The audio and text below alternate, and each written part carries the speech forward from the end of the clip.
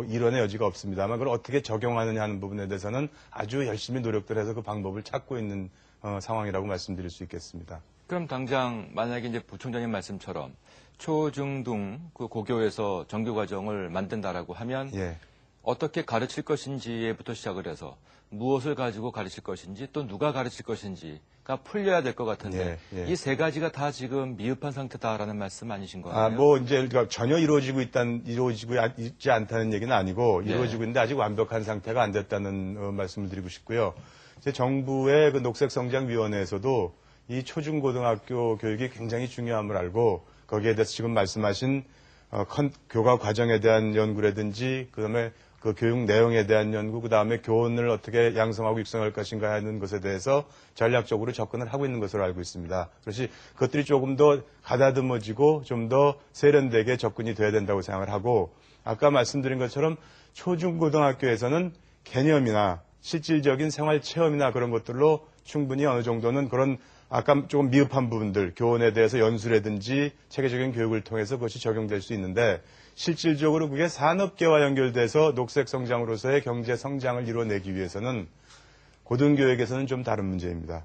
고등교육에서는 예를 들어서 그와 관련된 과도 만들어야 되고 새로운 커리큘럼도 짜야 되고 실질적으로서 거기에 이뤄있는 컨텐츠들이 내용들이 어떻게 산업화돼서 부를 만들어내고 새로운 그린 오션을 만들어낼 수 있는가 하는 그런 고민들이 같이 논의돼야 되기 때문에 고등교육에서의 문제는 더 앞으로 심각하고 고민을 해야 될 부분이라고 말씀드릴 수 있습니다. 근데 조금 달리 생각을 해보면은요. 예. 물론 고등교육의 필요성, 중요성, 충분히 공감을 하겠습니다만 어릴 때부터 이 녹색 성장의 의미를 제대로 가르치는 것이 필요하다는 생각이 드는데요. 이제 그래서 답답한 부분이 아까 말씀하신 교육 내용이라든가 교재라든가 또는 그 가르칠 분들을 키워내는 과정에 관한 것들이 앞으로 어느 정도 기간이면은 좀 체계가 잡힐 수 있으리라고 보십니까? 지금 해외 선진국들의 예를 보면 이제 초중고등학교 학생들을 이제 어떻게 바라보냐면 학생으로 바라보지 않고 단순히 미래의 생산자, 미래의 소비자, 미래의 정책 결정자, 미래의 어떤 사회의 구성원으로 보기 때문에 네. 그 초중고등학교 과정에서 철학, 컨셉이 제대로 박히면 그들이 이제 성장을 해서 사회로 나왔을 경우에 또는 고등교육을 받을 경우에 그 철학의 토대하에서 좀 더 복잡하고 좀 더 현실적인 것들은 적용될 수 있다고 보는 것이죠. 그래서 해외 선진국들은 철학에 대한 개념을, 철학에 대한 교육을 많이 하고 그다음에 눈으로 보고 몸으로 느끼는 체험 학습들을 상당히 많이 합니다. 그래서 그런 부분들은 우리가 체계적으로 준비하면 그렇게 크게 뒤떨어지지 않았기 때문에 충분히 따라갈 수 있는 부분이라고 하고 생각을 합니다. 예. 그럼 중고등학교 과정은 어떻습니까? 특히 제가 중고등학교 과정과 초등학교를 이렇게 완벽하게 갈라서 설명하기 좀 힘든 것 같고요. 중고등학교에서는 역시 지금 입시와 관련된 부분이 상당히 크기 때문에 네. 교과 과정엔 들어있지만 그것이 제대로 운영되느냐 하는 부분에서는 제가 조금 좀 부족한 면이 있지 않는가 이런 생각을 합니다. 입시와 관련된 부분이 같이 좀 연결이 돼야 그 부분에 대해서 좀 더 진지한 접근이 이루어지지 않을까 이렇게 생각을 합니다. 네. 지금까지 쭉 말씀하신 초등학교, 중학교, 고등학교에서의 교육과 대학 이상에서의 교육은 좀 달라야 되지 않을까 싶은 생각이 드는데요. 예. 어떨지요? 예, 맞습니다. 대학에서는 예를 들어서 초등학교, 중학교, 고등학교에서는 대다수가 미래의 녹색 시민으로서의 자세나 태도를 가리킨다고 생각을 하면 대학에서는 물론 녹색 시민으로서의 자세도 중요하지만 녹색 성장과 관련된 글로벌 인재를 양성하는 데 더 큰 목적이 있다고 저는 생각합니다.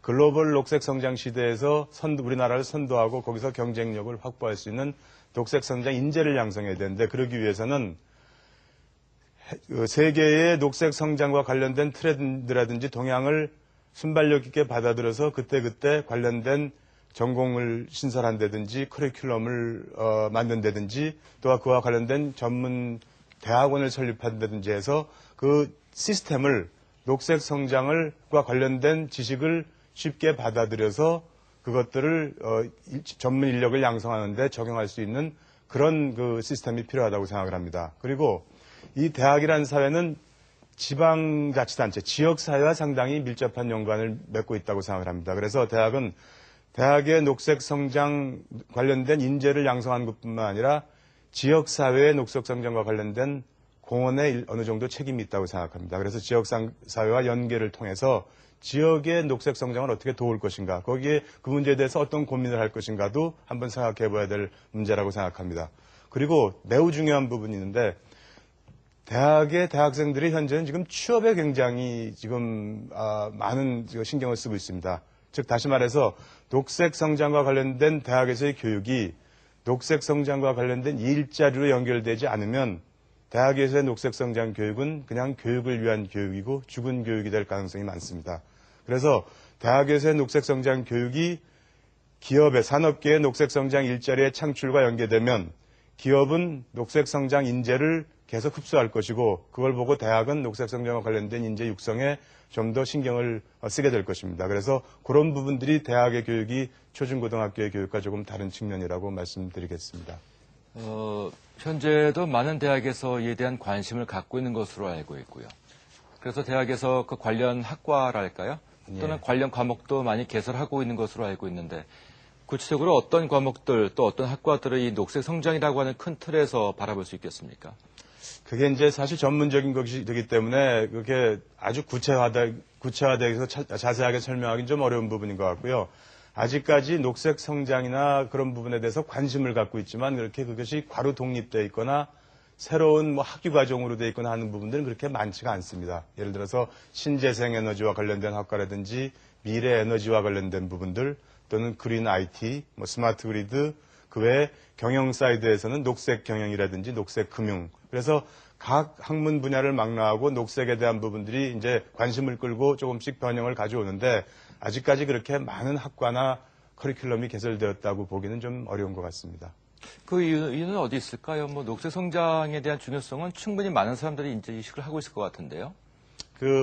왕 교수님도 잘 아시겠지만 대학 사회에서 어떤 시스템을 변화시키는 게 이렇게 쉬운 일은 아닙니다. 네. 상당히 시간과 여러 가지 서로 다른 이해 관계자들 사이에 의견 조율이 이루어져야 되기 때문에 그런 부분에서 아직까지 많은 어려움을 겪고 있고, 또 대학의 정원이라는 것이라든지 학과의 그런 부분들이 많이 규제를 받고 있기 때문에 네. 한쪽에 전공을 신 사람은 다른 쪽에 축소가 불가피하게 일어나지 않습니까? 그런 것들 때문에 좀 시간이 걸리는 거 아닌가 하는 생각을 하고 있습니다. 그렇군요.